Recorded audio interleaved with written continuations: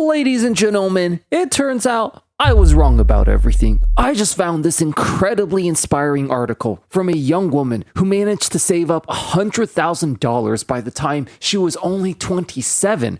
Wow, it looks like hard work does pay off after all, and boomers were right about everything. Okay, Phil, we know you better than that by now. What's the catch here? Well, you're right, Chris. You guys knew something was coming, didn't you? There is indeed a major catch as to how she managed to save up that much money. Okay, what is it, Phil? Spit it out. Okay, so the dark secret OP 200 IQ strategy she used to save up $100,000 was having her mom give her $140,000. Wait, what? Yeah, So I'm looking at the article right now, and here's what it says. I saved over $100,000 in just 3 years by the time I was 27.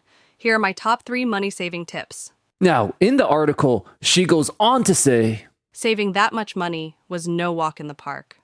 But I was lucky to have the support of my mother, who worked tirelessly to help pay for all 4 years of my private college tuition, which was roughly $35,000 per year. Needless to say, she got absolutely roasted in the comments, with one guy pointing out the bleeding obvious. I saved $100K by having my mom give me $140K. Young Zoomers, welcome to what I call the Gen Z work for nothing paradox 2. Now, a few months ago, I made a video called the Gen Z work for nothing paradox, and you guys absolutely loved that video. I mean, it ended up being one of my most viewed vids of all time, but recently, when I went back to rewatch it, I realized I was being way too generous by calling it working for nothing. With the staggering amount of ways the world and society forces you to go into debt before you even start working, it's even worse than working for nothing. It's working hard to go even deeper and further in debt. This can be visualized in an underground parking basement space where every time you advance a level, you actually go down a floor instead of going up. Oh yes, we're bringing back the underground parking basement space, aren't we? Yes, we are, Chris. Yes, we are. You guys are going to absolutely love this. Let's once again start our journey on floor 0, where you're a young guy who just graduated high school with 0 savings. Where do you go from here? Now, I recently started playing Marvel Rivals, and let me just say, this game is fun AF. I've always enjoyed competitive games, but I never seem to have any natural talent at any of them, always being hard stuck in gold or silver. But for some reason, it appears I've been blessed with some natural talent when it comes to Marvel Rivals. The very first game I played, I managed to secure several triple kills and win my team the whole game. This led me to wonder, what if I were a young guy in my 20s right now, lost and confused as to what I should do in life? Should I try to capitalize on my Marvel Rivals talent and make it as a streamer? Or should I just go the traditional route and just be a 9-to-5 wage slave? I've said many times that young men these days would be better off just staying home and playing video games than bothering to work for this BS broken system that doesn't care about you. But that's just a subjective opinion. So right now, we're about to bring out the actual facts and numbers to see which option would be better. Guy A, who lives with his parents and plays video games all day, or Guy B, who tries to really work hard, go to college, and do all the traditional wage slave BS. Level 1, or negative 1. After you graduate high school, you'll quickly realize that it won't be long before your asshole Gen X or Boomer parents nonstop pressure you to go to school or get a job.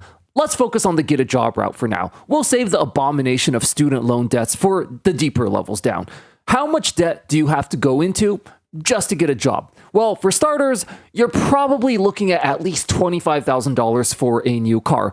In my original Work for Nothing video, I said that a new car will cost at least $10K, and I rightfully got absolutely roasted for it. I haven't driven myself in over 10 years, and this was a bit of an embarrassing boomer moment, even for me. So now you're down $25,000 in the hole before you've even started working. A car is absolutely a work-related expense. This is non-negotiable. Employers will not hire you without a car. We all know this. But wait, this is just the cost of the car itself. You also have to pay for gas and insurance and all the registration costs just to be able to use it. The average yearly car insurance in the US comes out to around $2,670 per year. But wait, you're a young guy. You just finished high school, which means you're going to have to pay way more. The average yearly car insurance for an 18-year-old guy is a staggering $7,379. So now we're up to a whopping $33,000 of debt.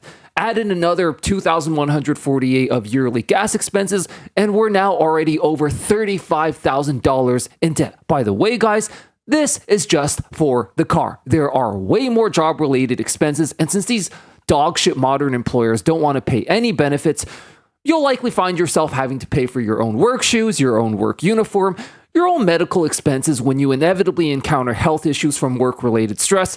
Let's just be very generous and say all the other work-related expenses add up to be another $5,000, which leaves us with $40,000 of debt before we've even started working. Now this is Guy B, the guy who was gaslit into taking society's stupid, outdated advice of working hard for a BS system.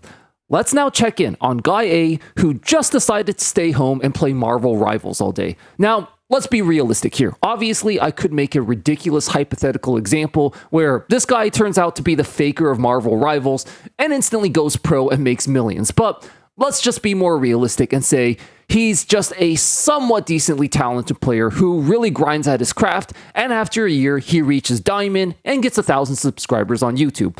This, I would say, is a pretty realistic scenario over the course of a year. He hasn't made any money yet, but unlike Guy B, he at least hasn't lost any money yet either. I mean, you don't even have to pay for Marvel Rivals itself. It's literally a free-to-play game. So, how do these two compare after year one? Well, Guy A is still at zero, just like he was in the beginning. But he has, however, set him up to start making just a bit of spare change in year two by reaching Diamond and getting his YouTube account monetized. Guy B, on the other hand, has thrown himself into a $40,000 hole before he's even started working. Let's say he does get a job that pays $15 an hour. After all the taxes you have to pay, it'll end up being more like $10 an hour, which adds up to around $20,000 per year. So, after year one, or -1 for Guy B, Guy A will be at $0, the same place he was at in the beginning, but Guy B will be at literally -20,000. This is what I mean when I say you're better off just staying home and playing video games than bothering to participate in this stupid BS system in society. It's not just hyperbole about how bad the world is now.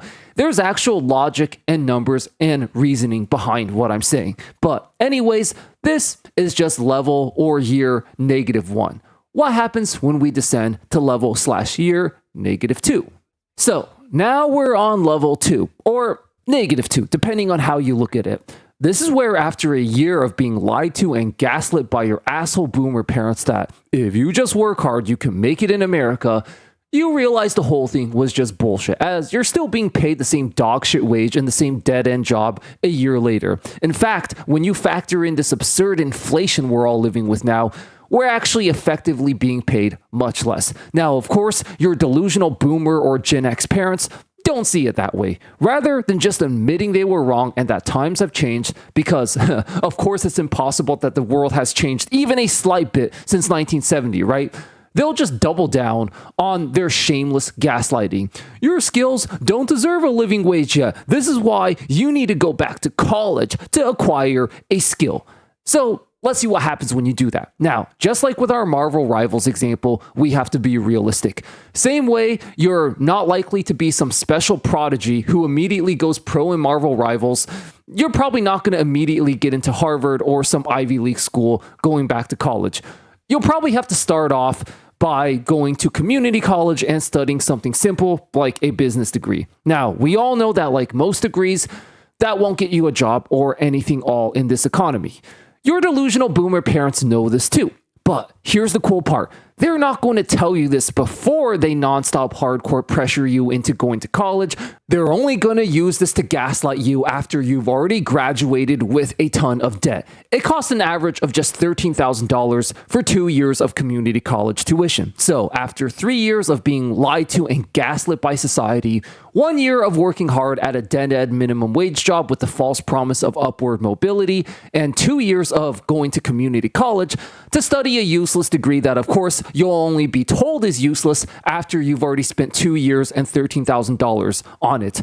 Guy B is now $27,000 in debt, and not only is he not given the job he was promised if he just worked hard and acquired a skill, he's being nonstop lied to and gaslit that it's his fault, he can't get a job, and magically somehow has nothing to do with the absolute dog shit economy right now. Meanwhile, let's check in on how Guy A is doing. After a year of grinding in Marvel Rivals, he's finally reached Diamond and has reached 1,000 subscribers, where he can start monetizing his channel and making money. What can he realistically make over the course of the next 2 years? The same 2 years that Guy B spent at community college. Marvel Rivals is a new game with a rapidly growing community, and it's a great niche to capitalize on right now. Guy A quickly realizes how much easier it is to reach the upper ranks as it is a new game and he doesn't have to compete against people with 10 to 15 years experience. He also realizes when he makes content, it's not nearly as oversaturated as trying to enter the insane tech job market right now. He's competing against the same players and creators who have the same 0 years experience that he does. Let's just say, to be conservative, after 2 years, he's able to pull in the same amount of money my own personal YouTube channel pulls in, about $500 per month, and with a couple of sponsors and affiliate links, he's up to around $1,000 per month. Keep in mind, this is a very conservative estimate based on what I know from my own YouTube experience. $1,000 a month isn't close to enough for a livable wage yet, but it's a great start for a 20-year-old guy. It's even better when you consider he has no debt and no work-related expenses. Also, while it may not be a livable income in America, he soon discovers that the remote nature of being a streamer allows him to move wherever he wants in the world, where $1,000 a month can absolutely be a comfortable living wage. But we'll get more in depth about that in level 3. Okay, so now we're on level 3, or -3 in Guy B's case. I want to clarify one thing before we continue. I'm not here to rag on Guy B. In fact, I'm here to defend him. I'm ragging on his delusional boomer parents and this broken system of a society who keeps lying to him and gaslighting him by further doubling down on their stupid, trash, outdated advice that clearly isn't working. You need to get a job and work hard. Okay, I did that. And all that did was make me go in debt by having to pay for a car and all these other bullshit work-related expenses, which cost way more than these dogshit wages employers are paying. Well, it's your own fault. You need to go back to school and acquire a skill. Okay, I did that. And that only set me back another $13K in debt. What? You got a useless business degree? Well, of course you're not going to get a job with that. Well, it would have been nice for you to tell me that before and not after you hardcore nonstop pressured and shamed me for going to college, you old fart. But anyways, since they can never just admit they were wrong and admit the bleedingly obvious fact that the whole system is BS, they'll just continue to double down on their BS gaslighting, and this is where we arrive at level -3. Oh, you got a useless business degree from community college? You know, the same degree that I told you to get? Well, of course my own advice isn't going to work. What were you expecting? I know my stupid, outdated boomer advice hasn't worked at all so far, but I'm telling you, you just need to listen to me one more time. You need to go to a serious 4-year college and get an actual useful degree like computer science. This isn't even a hypothetical situation, by the way. This is a situation that a lot of young Zoomers actually found themselves in during the pandemic. They were told that CS degrees were hot shit and that STEM jobs were essentially begging for people right now. This may have been true prior to the pandemic, but what happens when everyone gets pushed into learning to code? Well, then the whole market gets oversaturated to hell, and even guys with 10 to 15 years experience are struggling to get a job in tech right now. This highlights the fundamental problem with this outdated boomer mindset of just get a better job. It's a zero-sum game. The economy isn't a Disney movie. If everyone works harder and acquires a skill, it doesn't magically open up great new jobs for everyone. It just makes competition for existing jobs that much more ridiculous. So now Guy B has around $30,000 of student loan debt, and by the time he graduates, he's thrown into a hyper-competitive job market against guys with 10 to 15 years of experience. Now, let's check in on how Guy A is doing. After grinding 2 years and really honing in on his craft, he's now climbed to the highest rank of Celestial, which really cements his credibility and his following on YouTube. Let's say he doesn't quite have the talent to go pro. He does, however, have multiple streams of income opened up, including YouTube ads, coaching, guides, sponsors, and more. Let's say, based off a very conservative estimate, he's pulling in around $2,000 a month. Still doesn't seem like that much money, but one day he wakes up and realizes since his income is remote, he can move anywhere in the world. He buys a one-way ticket to South America, Eastern Europe, or Southeast Asia, where he can comfortably live off $1,000 a month and invest the rest of his money into a savings account. He'll probably never become a super successful millionaire and own a mansion, but guess what? He doesn't need to. He's making a living doing what he enjoys, and that's all that matters. At least he's not drowning in debt like Guy B. Now, before you guys comment, I'm well aware that becoming Celestial in Marvel Rivals is also a zero-sum game. Not everyone can get there by definition, but the traditional job market is also a zero-sum game in the exact same way. The same way not everyone can be a Celestial ranked streamer, not everyone can make it as a doctor, lawyer, or aerospace engineer either. The competition is probably equally fierce for both at this point. And so if you're stuck in a hyper-competitive zero-sum game no matter what, might as well play the zero-sum game that's actually fun and enjoyable. That doesn't require $30,000 of debt to get into, and that you don't have to compete against people with over 15 years of experience as the game itself is only a few months old. And it doesn't have to be Marvel Rivals. I'm just using it as an example of why, with how fucked this modern economy and job market is, you might as well pursue your dreams, whatever they are at this point. Now, the zero-sum game of the modern job market is something these delusional boomers and corporate chills either don't understand or are purposely lying to you about. And it's a huge reason young people are struggling in this economy so much. But once you understand this, you'll be able to clap back at your delusional boomer parents a lot better. We go more in depth about this in this video right here. Check it out. I'll see you there. Thanks for watching.